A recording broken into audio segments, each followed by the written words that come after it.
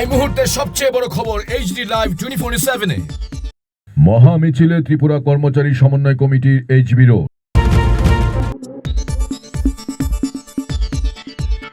আপনারা দেখছেন HD live 24/7। নরকনহুইতন্ত্র এইচডি লাইভ 24/7। 19 জুলাই 2026 ইংরেজি রবিবার ত্রিপুরা কর্মচারী সমন্বয় কমিটি এইচবি রোড রাজ্য ও কেন্দ্রীয় কমিটি মিলে মোট 25 দফা দাবিতে মহা মিছিল সংগঠিত করে মিছিলটি রাজধানী আগরতলার প্যারাডাইস চমুনি থেকে বের হয়ে শহরের বিভিন্ন পথ পরিক্রমা করে।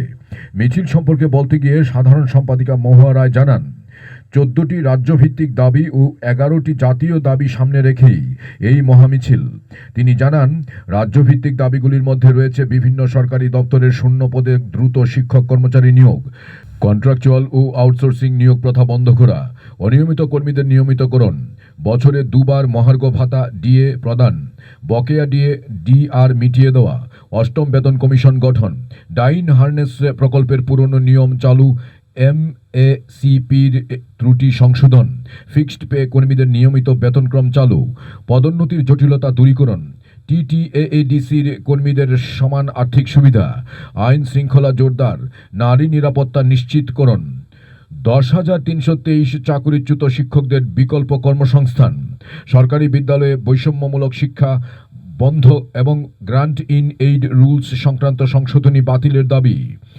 জাতীয় দাবিগুলির মধ্যে রয়েছে 4টি শ্রম কোড বাতিল, পিএফআরডিএ আইন বাতিল করে এনসিপিএস ইউপিএস প্রত্যাহার, চুক্তিভিত্তিক কর্মীদের নিয়মিতকরণ, রাষ্ট্রায়ত্ত সংস্থার বেসরকারীকরণ বন্ধ, 8ম কেন্দ্রীয় বেতন কমিশনের সুবিধা বাস্তবায়ন, সমস্ত বকেয়া ডিএ প্রদান, সরকারি সহায়তায় ক্যাশলেস স্বাস্থ্য বীমা চালু, জাতীয় শিক্ষানীতি 2020 বাতিল, সংবিধানের 310 ও 311(2) এর সংশ্লিষ্ট ধারা বাতিল, ধর্মনিরপেক্ষতার মূল্যবোধ রক্ষা এবং কেন্দ্র রাজ্যের আর্থিক সম্পর্ক আরও শক্তিশালী করার দাবি জানানো হয়।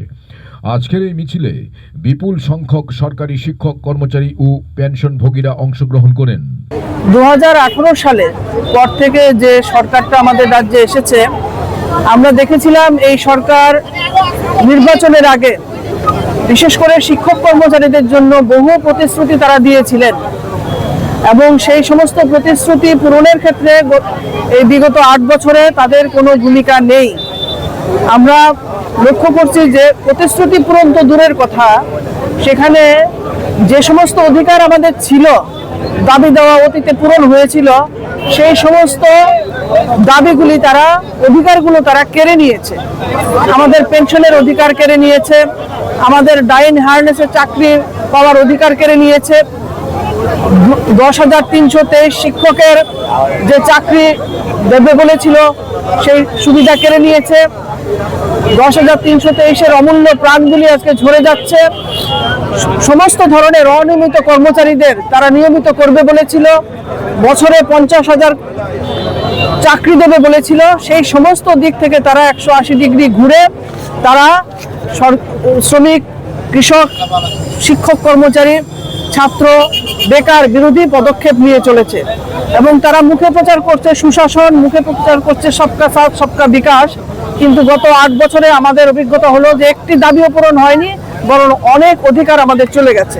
Bureau report, HD live 24/7।